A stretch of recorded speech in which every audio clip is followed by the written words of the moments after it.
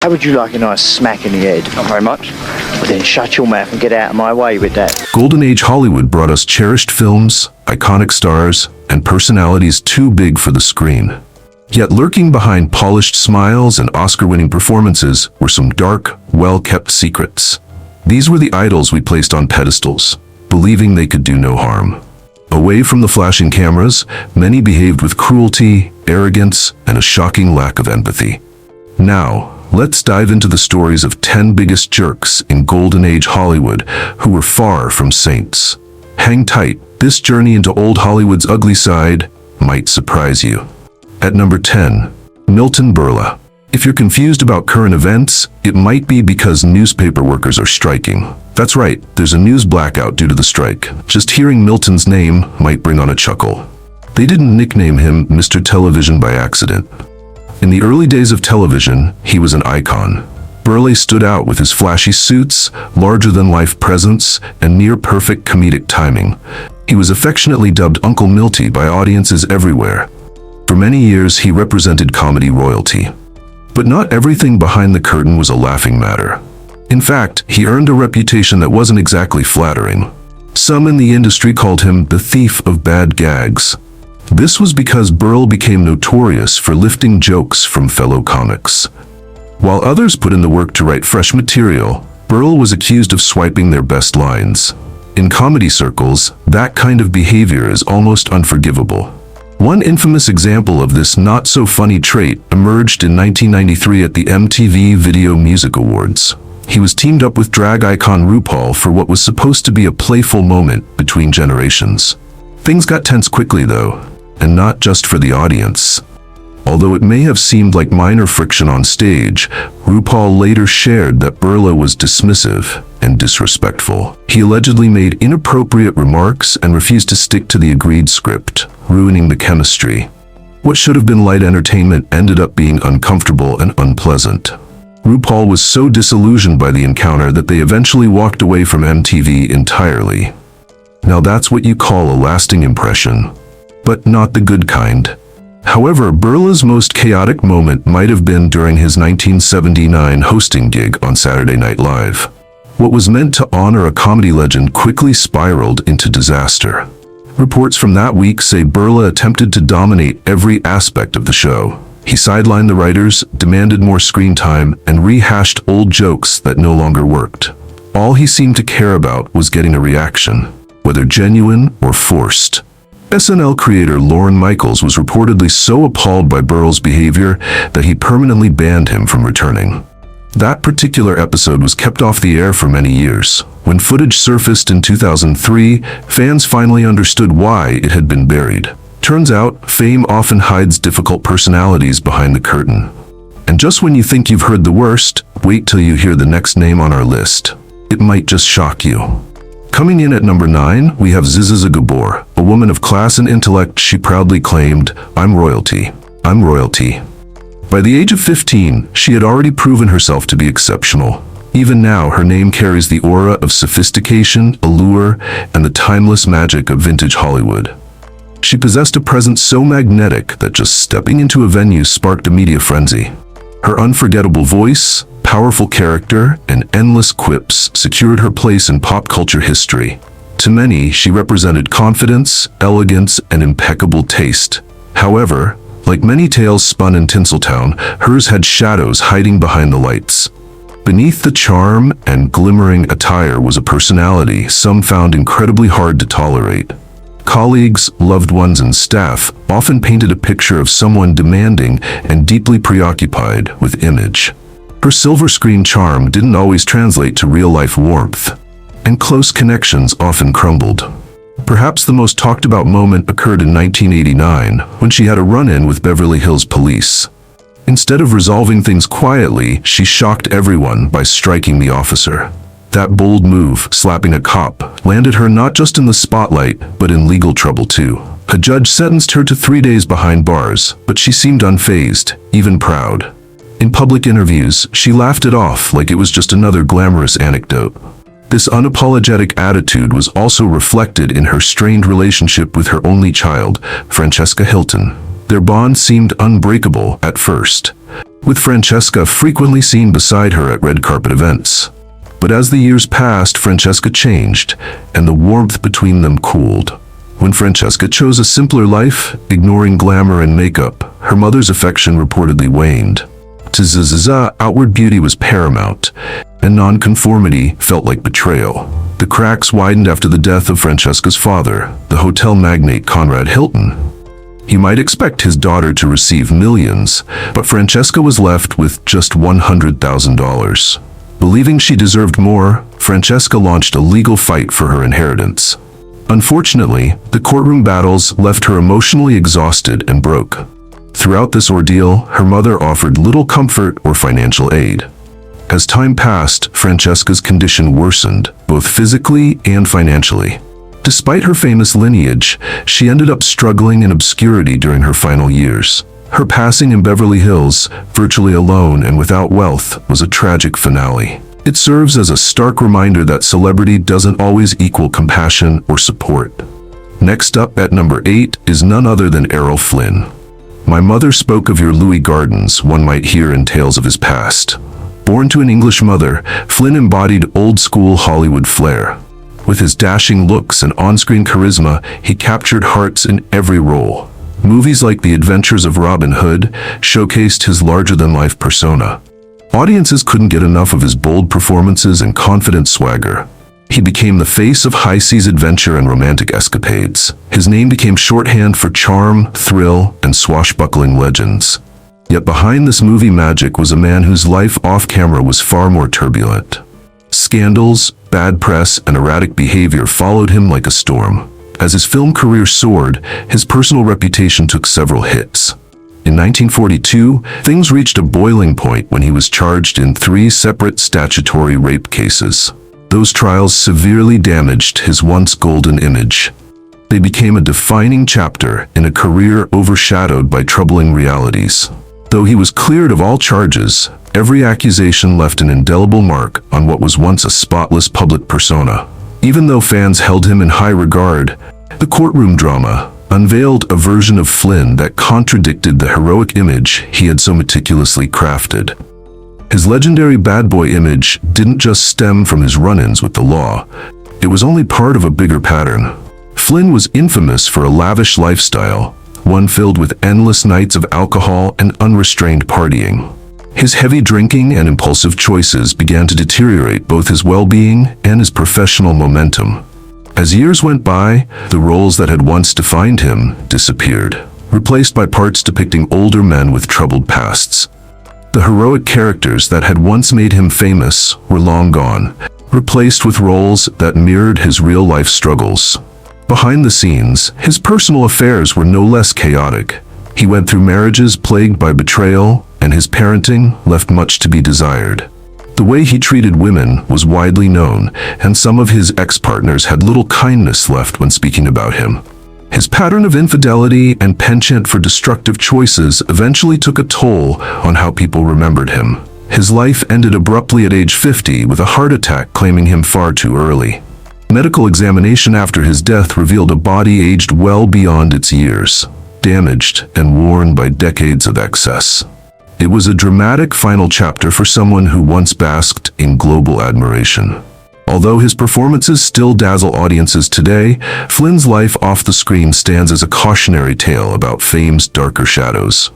What dazzled us in theaters didn't always reflect who he was behind closed doors. Flynn's legacy blends glamour with pain, and his name will always be remembered for both greatness and tragedy. And now, at number 7 on our list, we turn to Gene Kelly.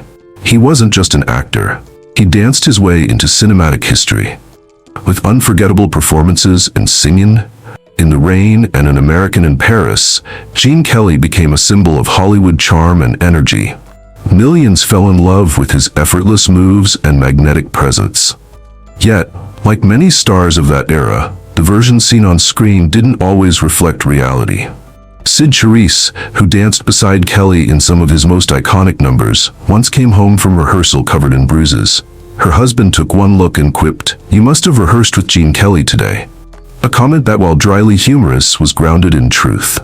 Sadly, this wasn't an isolated story. Kelly was well known for his relentless drive and demanding nature in the studio. Fellow dancers admired his brilliance but often feared the emotional and physical toll of working with him.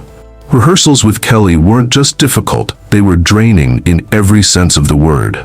The drama didn't end with his dance routines. Far from it. In 1970, a controversy surfaced that stunned his fan base. According to reports at the time, Gene Kelly was rumored to have secretly contributed £20,000 to the Provisional Irish Republican Army during a meeting with a leader named Chaplin. Allegedly, Kelly handed over the money and remarked, "This should buy weapons, not be wasted on charity."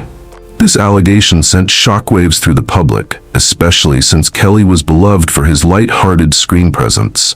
His widow, Patricia Ward Kelly, immediately rejected the claim as baseless. She pointed out that the story only became public knowledge after Gene's passing, firmly stating he had no involvement in violent or political affairs. She also stressed that Kelly didn't even have that kind of money to begin with, and supporting extremism was entirely out of character. Regardless, the speculation left a stain on his reputation that never quite faded. To complicate matters further, Kelly was said to be quite demanding while working, on and off the stage. Accounts from those who worked with him described him as someone who could be domineering and unkind, particularly when things didn't go his way. His relentless pursuit of excellence often boiled over into irritation, creating an unpleasant atmosphere for colleagues. Despite these challenges, Gene Kelly remains etched in history as one of cinema's finest dancers, though his behind-the-scenes persona was far more layered. Now, let's move on to another Hollywood legend who sparked outrage with what he said off-camera. That brings us to the sixth person on our list, John Wayne. For years, he stood as the embodiment of the rugged American cowboy, a no-nonsense figure who braved danger without hesitation. His roles in iconic films like The Searchers and True Grit cemented his image as a fearless patriot. Yet beneath that tough guy exterior lay a controversial personal ideology that drew criticism then and now. In the early part of his life, Wayne oddly identified with socialist and liberal viewpoints. However, his ideology took a sharp turn as time passed, and he threw his support behind conservative candidates like Barry Goldwater, who notably opposed the Civil Rights Act in 1964. That endorsement sparked concern, but things truly escalated when in 1971, Wayne sat down for a highly controversial Playboy interview. During the conversation, he expressed support for white supremacy, though he claimed it wasn't intended as cruelty. He also stated that African Americans shouldn't hold political office until they achieved what he described as a proper level of education. These statements, even during that era, were jarring and left a lasting scar on his public image. Wayne didn't hold back when it came to his views on homosexuality in cinema. He found Suddenly Last Summer so revolting that he thought it was unworthy of mention, and he dismissed Midnight Cowboy as twisted beyond reason. But here's where it gets a little more layered. Even with his stern public stance, he built a meaningful connection with Rock Hudson, an openly gay actor, during the shooting of The Undefeated. Their bond lasted until Wayne passed away in 1979, solidifying an unexpected friendship. Wayne didn't just stir controversy in the press, he brought that same intensity to the film sets. When things didn't go his way, he often locked horns with directors in fierce disagreements. One infamous example was The Conqueror, where he controversially played Genghis Khan, a casting choice still debated today. Critics not only found it culturally tone-deaf, but Wayne also refused to modify his performance in any way. He stood firm in his belief that he could portray any role, no matter the background or context. Nowadays, many regard his legacy as complicated and polarizing. Some university students even protest by walking out when his films are screened. His name has become a focal point in discussions surrounding cancel culture and shifting American ideals. In fact, there's still an ongoing debate about whether his name should remain on the Orange County Airport. Even in Public Enemy's anthem Fight the Power, Wayne is directly criticized, underscoring his lasting influence and the controversy that trails him. Let's now move to the icon on our number 5 spot, Bette Davis, who made sure everyone noticed her, whether they wanted to or not. Bette Davis was more than just a star. She was a tidal wave of talent and energy. With that piercing voice, her signature stare, and a presence that couldn't be ignored, she owned every frame she stepped into. In legendary roles from Jezebel to All About Eve, she delivered acting that hit audiences like a thunderclap. Off-camera, Davis carried the same fire, earning both admiration and fear from those around her. There's one dinner tale that says everything about her explosive temper. Director Herschel Doherty made the mistake of wagging his finger in her direction during an argument. Instantly, Davis fired back with a verbal assault so brutal it reportedly cleared half the dining room. And when the chaos settled, she casually resumed her meal as if nothing had happened. That was classic Bet, unshaken, fierce, and entirely unapologetic. Still, life behind the spotlight wasn't always smooth for her. Some people on set found her impossible to work with due to her demanding personality. While filming Mr. Skeffington, she constantly had to rinse her eyes between scenes because of the intense lights. One day, someone tampered with her eye wash and added poison. Let that sink in. Someone actually poisoned her eye solution. Although no culprit was ever found, police did investigate the incident. Director Vincent Sherman summed up the atmosphere best when he said, "Line up the whole cast and crew, ask who wanted her gone, and you'd see 100 hands shoot up." The tension was that palpable. Her long-standing rivalry with co-star Joan Crawford only added fuel to the fire. During whatever happened to Baby Jane, Davis allegedly had heavy weights sewn into her costume, forcing Crawford to strain during a dragging scene. In retaliation, Crawford filled her outfit with rocks in a later scene that required Davis to lift her. The feud was so intense, it nearly overshadowed the film itself. The quiet war between them played out both behind the scenes and under the spotlight, eventually earning its place as one of Hollywood's most infamous rivalries. Yet even with all the behind-the-curtain drama, Bette Davis maintained a loyal fan base that adored her fearless nature and undeniable acting chops. Instead of pretending to be sweet, she stayed true to herself and delivered performances rooted in authenticity. In an industry where superficiality often reigns, Davis broke the mold for one very clear reason. She refused to live for public opinion. Her only concern was the craft. That's exactly why her name still echoes through film history. Don't go anywhere. We're just getting started, and some of the next names may shake up your view of Tinseltown. Now at number 4 spot, Mickey Rooney. If you're talking about tangled romances and dramatic episodes in Hollywood, it's impossible to leave Rooney out. The man walked down the aisle 8 times and stirred up more affairs than tabloids could handle, earning the label of a habitual groom. But romantic chaos was only the tip of the iceberg. His life was soaked in secrecy, scandal, and drama that made even Hollywood veterans blush. In his book, Life is Too Short, Rooney didn't pull any punches and laid bare some explosive chapters of his past. He openly boasted about multiple affairs outside his marriages and spilled intimate stories involving other celebrities, often without bothering to ask for permission. One such scandal included a reported fling with Norma Shearer, which supposedly created serious friction on the Marie Antoinette set. Studio head Louis B. Mayer was livid, and Rooney's golden boy image took a hit away from the cameras. But that wasn't where the madness ended. Rooney made astonishing claims, such as his first brothel visit being with Milton Berle and witnessing actress Tallulah Bankhead in a same-sex situation. Rather than just telling his own story, he unleashed a storm of Hollywood's hidden moments, many shared without warning. He didn't spare his inner circle either. He revealed that Judy Garland had once explored a relationship with another woman and went even further by writing crude remarks about ex-wife Ava Gardner's body. Both fans and insiders were left stunned, not just by the content, but by how unapologetically he aired it. Then in 2019, journalist Craig Bennett stirred things up again with his tell-all true confessions of a shameless gossip. He painted a picture of Rooney as someone who was brash, egotistical, and at times downright unpleasant. Among the most troubling claims was one suggesting a questionable relationship between Rooney, then 24, and a young Elizabeth Taylor, just 14, while filming National Velvet. Although widely circulated, these stories have never been fully verified and continue to spark intense debate. Rooney's on-screen persona charmed millions as he portrayed friendly, all-American boys. Whether it was singing, dancing, or cracking jokes, he had a knack for capturing hearts and earned widespread fame. Away from the spotlight, however, some described him as a difficult personality, boisterous, demanding, and too full of himself. As he aged, Rooney embraced his celebrity image by taking part in self-deprecating skits and cartoons like The Simpsons. Still, what should have been his swan song, his memoir, left readers underwhelmed. Rather than a thoughtful career reflection, the book dwelled on romantic escapades and outdated viewpoints, which made it feel more like sensational gossip than a tribute. Despite his lasting fame, Rooney's off-screen behavior cast a shadow over what could have been an untouchable legacy. Next up on our list, taking the third spot, is Jerry Lewis. Known for his iconic slapstick humor, Jerry became a global figure who also championed charitable causes.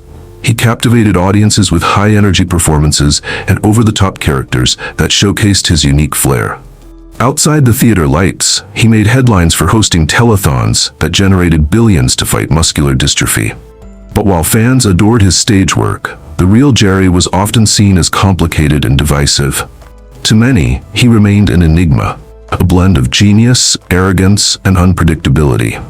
Though praised for raising money, his fundraising events faced backlash for depicting people with disabilities in a demeaning way. Some accused him of manipulating emotions for donations, even as he argued passionately that the impact justified the approach. Beyond the spotlight, Lewis often made headlines for his combative demeanor, particularly during press interviews. He wasn't shy about cutting interviews short or treating journalists with impatience, especially later in life. Though celebrated as a comedic trailblazer, his traditional beliefs often clashed with contemporary values. He once drew heavy criticism after stating that women weren't suited for comedy and were merely child-bearers, a remark that sparked widespread outrage. Behind the laughter, Lewis battled numerous inner demons. Years of physical comedy left him dealing with relentless pain, which led him to rely heavily on pain medication. His dependence grew over time, paralleling a slow fade in his career prominence. One of his most controversial projects, a 1972 film titled The Day the Clown Cried, told the harrowing tale of a clown in a Nazi camp. It was never released and became notorious in Hollywood lore. And adding to the drama, Lewis's intense and very public fallout with fellow comedian Joan Rivers added another turbulent chapter to his already complex legacy. Back in 1968, everything seemed fine when he showed up on her program, but the mood didn't last long. According to Rivers, he threw out wild demands before abruptly walking off the set. The tension only worsened as time passed, especially after Rivers slammed his conduct on the telethon, accusing him of being heartless toward a terminally ill child.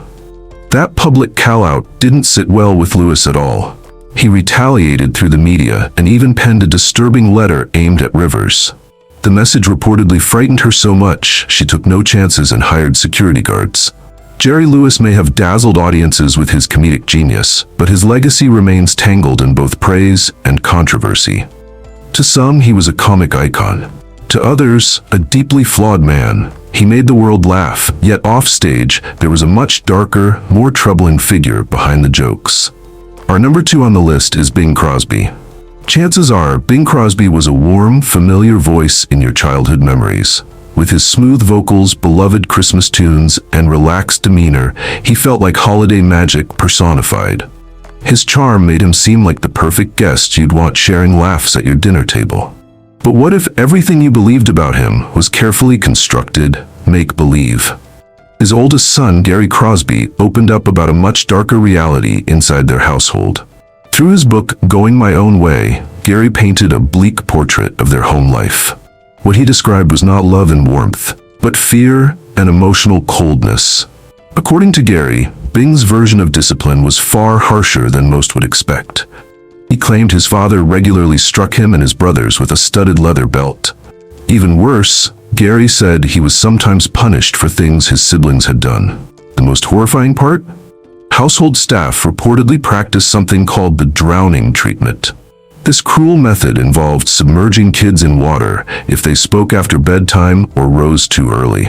That's not being strict, that's outright child abuse under the guise of control. This behavior caused lasting emotional damage that haunted the Crosby children for decades. Gary and his siblings, Lindsay and Dennis, bore the psychological scars well into adulthood. Lindsay and Dennis were deeply affected, reportedly suffering from years of depression. In a heartbreaking outcome, both eventually died by suicide. Shadows of their past never lifted. Gary insisted that growing up in such a cold, punishing environment left permanent wounds. No matter how polished the public image, their reality at home was painfully different. It's hard to match this version of Bing Crosby with the smiling man from our screens. And the troubles weren't limited to his private life. They spilled into his career as well. There were even tensions with longtime collaborators who once seemed like close allies. One such example is Bob Hope, Crosby's partner in the famous Road to Film series. They shared undeniable chemistry in front of the camera, often making audiences laugh out loud. But beyond the spotlight, their relationship reportedly included ego clashes and quiet resentment. People close to him say that in private, Hope confessed he had strong negative feelings toward Bing, sometimes even bordering on hatred. What seemed like light-hearted back and forth was actually a mask for deeper resentment and unease. So whenever White Christmas plays again, don't be surprised if it carries a hint of melancholy. Behind that iconic holiday voice was a man with inner turmoil that echoed louder than any carol. And now we arrive at the most unexpected entry on the list. You probably wouldn't guess this one. Sitting at number 1 is none other than Charlie Chaplin. Chaplin's name isn't just familiar, it's legendary in the world of film. He wasn't just a filmmaker, he redefined the entire art form. From City Lights to The Kid, his silent films moved audiences across generations and continents. His iconic role, The Little Tramp, came to represent strength and optimism in times of hardship. But behind the slapstick charm and innocent smile, Chaplin's real-life persona was far from lighthearted. Many saw past the lovable character and discovered a director who was obsessive and hard to work with. He insisted on full creative control and micromanaged every frame. Crew members often described the filming process as exhausting and high pressure. Chaplin was infamous for explosive outbursts and firing people on a whim. He reportedly filmed the same scene over and over, sometimes hundreds of takes, to capture his precise vision. Though his artistic perfection paid off on screen, it took a toll on those who collaborated with him. Outside the studio, Chaplin's private life stirred its own controversies. He married 4 times, and all his wives were significantly younger. His first wife, Mildred Harris, was just 16 when he married her. His next marriage to 16-year-old Lita Gray while he was in his 30s was marked by turmoil. Lita later described him as manipulative, unfaithful, and emotionally cruel. Even in his 50s, Chaplin continued the pattern, marrying 18-year-old Una O'Neill. That union didn't just raise eyebrows, it created an irreparable split between Una and her father, Eugene O'Neill. Although Chaplin remained with his spouse until his passing, rumors persisted about him being a controlling and emotionally distant partner. Numerous former partners recounted experiences with him as emotionally exhausting, marked by repeated instances of cheating and manipulation. But that's not all. In 1943, Chaplin encountered legal issues when actress Joan Barry claimed he was the father of her child. Even though a blood test cleared him as the father, the court nonetheless required him to provide child support, a decision many considered unfair, while some saw it as a consequence of his reckless actions. Nevertheless, Charlie Chaplin's impact on cinema cannot be overlooked. His films continue to resonate and inspire filmmakers across the globe. Yet, much like other legends from Hollywood's golden era, Chaplin's private life complicates the legacy of his artistic genius. You might be surprised at how many unexpected names appeared on this list. So, which one caught you off guard the most? Share your thoughts in the comments section below. We're eager to hear from you. And remember to like, share, and subscribe for more revealing videos about your favorite Hollywood icons.